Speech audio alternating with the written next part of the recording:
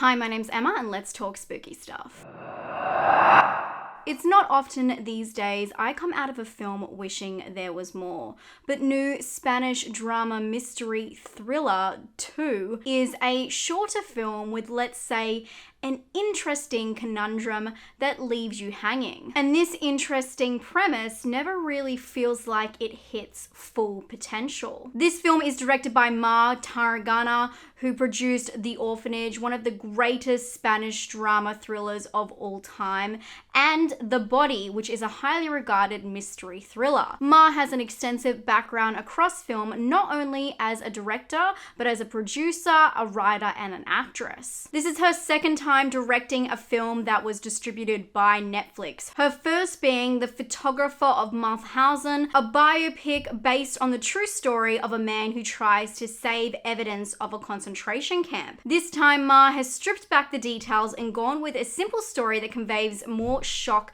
and emotion than any real story. 2, also known as Dos, is the story of two complete strangers, a man and a woman, who wake up in a boutique-esque room with the realization that they are stuck together. Laying naked in bed, they have been stitched together at the abdomen. The pair couldn't have less in common as they try to navigate the clues within their walls of their now prison to find out who put them there and why. The film has an escape room type setup as the pair try to find their way out. But why do I get the feeling like Chris Rock should have taken some notes for his chapter of Jigsaw? Because that's essentially what this film is. It's a sick jigsaw puzzle. But let's talk about the stylization, because the art design of the film is the glue, or rather the stitches holding it in place. The film starts extremely warm with orange tones illuminating the characters in their small setting. Like I mentioned before, the room feels like a boutique hotel. It's covered in intricate wallpaper and the space is decorated mid-century modern glam. It's an interesting setting for such a gruesome situation, and the clues also match this aesthetic. But it's not all beauty. The first few minutes of this film are extremely gory, and if you are squeamish at all, it aims to hit you right in the gut. Because the characters are naked, we do see, well, nudity, but the film has a strange way of revealing oozing wounds at points, but then also strategically covering the male member. It's an awkward dance all the way to the finish line, one that makes you wonder what they're trying to convey. Is it just a shocking concept? Where's the peak and the intent? The two strangers are played by Pablo Dacari, who's known for Julia's Eyes, and Mariana Gattel, who is known for Little Ashes. I appreciate how awkward the blocking of the film would have been to direct, but sometimes you wonder if they are feeling the pain, or are they just enjoying it, the sickos? As the film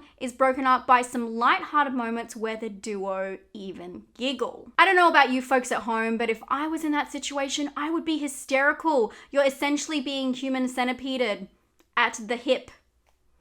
It's not a lol situation, not for me anyway. And the film is understandably hyper-focused on the way the duo move throughout the room, trying to find clues. And I believe this is when attention to detail and continuity is important. If moving in a certain way or doing a certain task hurts at one point, it's meant to hurt in the next. I mean, how can they barely get off the bed, but then at one point one of them bends down to pick something up and barely winces? These are the moments that the audience are waiting and begging to be disturbed by. We need to be reminded how dire the situation is, what's at stake, and I don't feel like they delivered here. It loses the essence, the pain, the tension of what the situation is truly like. Because of the nature of the mystery, I was hoping the film would be more like The Platform from 2019, a thriller that's metaphor is straightforward, sharp, and daring. But 2 tends to bank on the initial shock of the situation and not follow through with any thought-provoking or really compelling answers.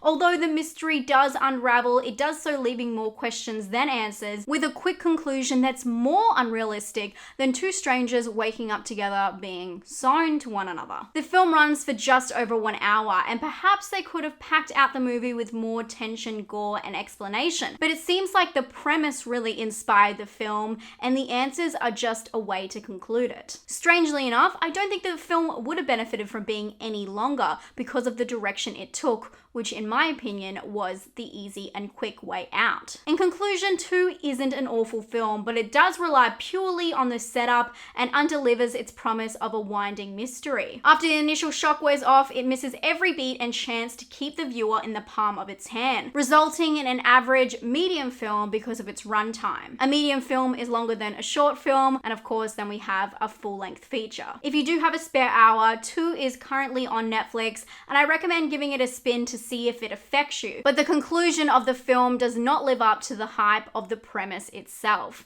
I'm gonna give this film a 5 out of 10. I did not think it was completely horrible. I'm glad it was a shorter film because obviously it kind of drags you along without having an epic conclusion or keeping the tension throughout the film.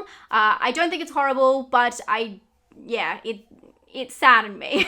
It was a little bit disappointing, which is probably worse than horrible, to be honest. Originality, I'm gonna give it a 6. It feels like an original premise, but of course we've seen this in some other films, and I'm a big fan of body horror. I just wish, I know I keep wishing in this, but I just wish it could have given us more. With this interesting material that had so much to work with, and it's just a little bit of a letdown, isn't it? Scare, I'm gonna give it a 6 for gore, which is quite surprising because within the first 2 minutes, I was wincing. I was so grossed out, but it's kind of all over within that time. Sure, there's some more gore and you get to see, you get to see the scars and all that kind of stuff, but it's only sprinkled throughout. It's very interesting. For a film with 2 people that are naked the whole time, they really choose what shots they're going to have on screen, which is very interesting because you think they'll just go for it. If you're gonna do something this disturbing, why make it suitable for some audiences? Like, just go all the way out. Because if it's meant to be disturbing by nature, why hold back? As always, I urge you to make up your own mind. So if you have seen 2, please let me know down below what you liked or what you didn't like about it